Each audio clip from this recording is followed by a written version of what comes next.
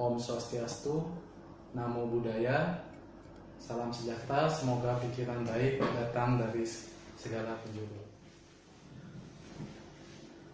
Halo, selamat datang di channel saya, Law Corner. Perkenalkan, nama saya Putu Agus Patawijaya. Saya adalah seorang jaksa yang bertugas di Kejaksaan Negeri Kota Mojokerto.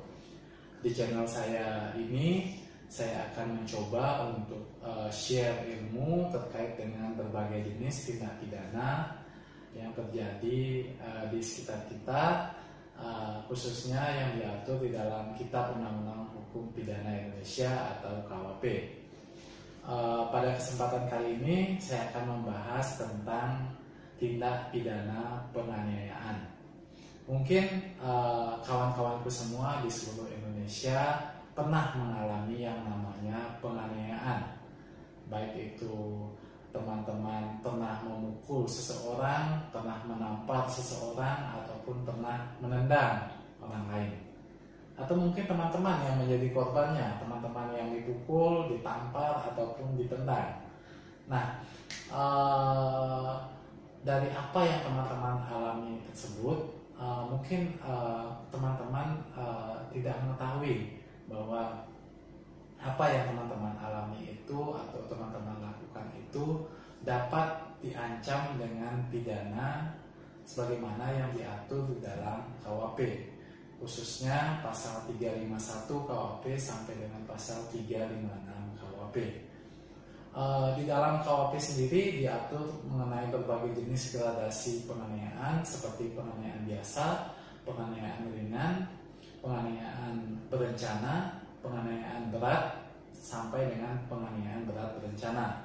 Pada kesempatan kali ini kita tidak akan membahas semua jenis gradasi penganiayaan tersebut, namun saya fokuskan kepada pasal 351 sebagai payung dari pasal penganiayaan yang lain.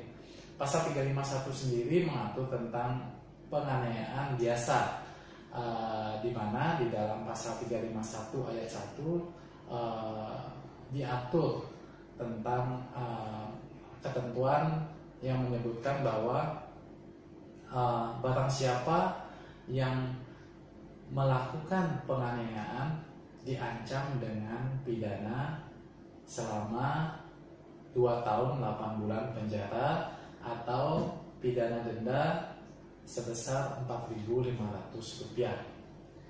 Bagi kawan-kawanku semua yang sudah melek hukum maupun yang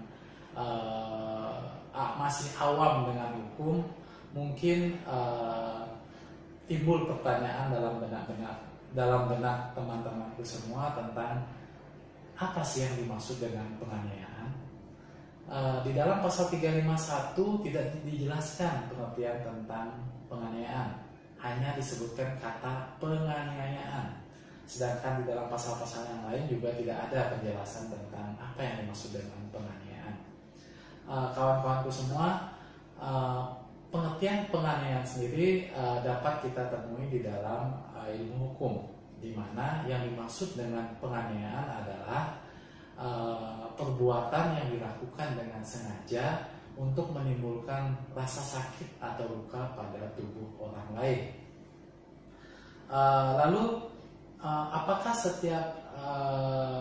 setiap perbuatan yang menimbulkan rasa sakit atau luka di dalam tubuh orang lain itu dapat disebut sebagai penganiayaan?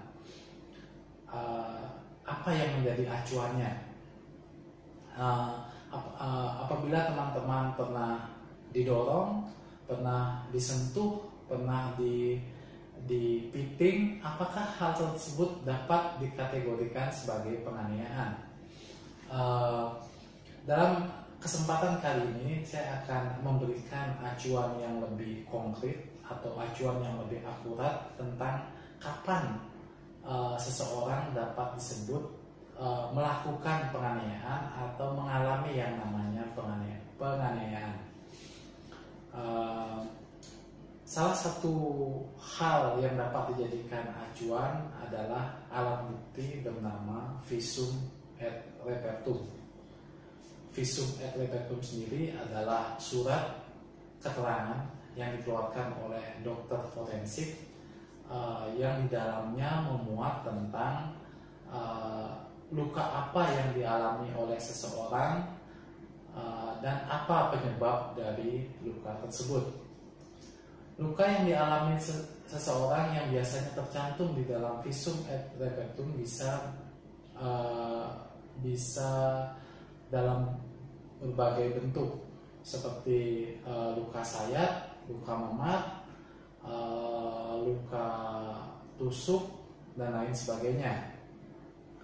Sedangkan apa penyebabnya bisa juga berasal dari berbagai hal, seperti benda tumpul, benda tajam, bisa air panas, bisa juga air keras, dan masih banyak lagi penyebab yang lain.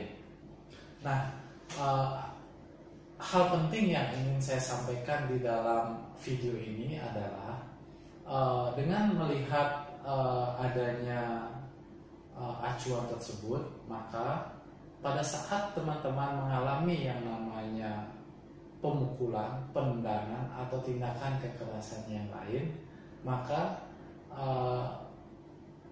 untuk dapat mengkategorikan itu sebagai suatu perbuatan atau tindak pidana penganiayaan, maka harus dimohonkan atau diajukan visum et repertum kepada dokter forensik. Dengan surat ini kemudian maka dapat ditentukan apakah suatu perbuatan dapat disebut sebagai penganiayaan, juga dapat ditentukan gradasi dari penganiayaan tersebut, apakah menimbulkan luka biasa, luka ringan, ataupun luka berat. Hal lain yang ingin saya sampaikan adalah bahwa saya ingin agar teman-teman semua, kawan-kawanku semua di seluruh Indonesia, sekesal apapun kalian, semarah apapun kalian, seemosi apapun kalian, agar kalian mulai bisa untuk belajar menjaga emosi, rasa kesal kalian, dan rasa marah kalian. Kenapa hal ini penting saya sampaikan?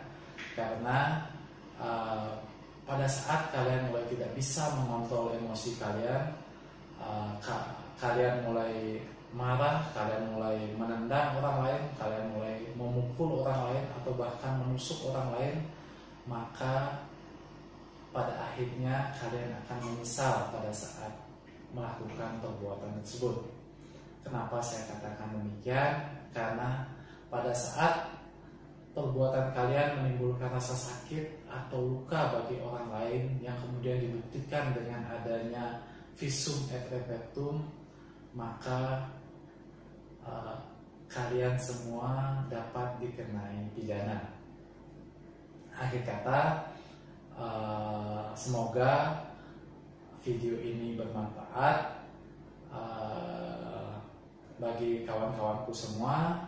Pada kesempatan lainnya saya akan membahas tentang jenis tindak-tindak pidana yang lain di dalam KUHP ataupun juga yang nantinya di luar KUHP. Semoga video ini bermanfaat. Sekali lagi, jangan lupa untuk tekan tombol like, subscribe, agar channel ini bisa berkembang. Salam.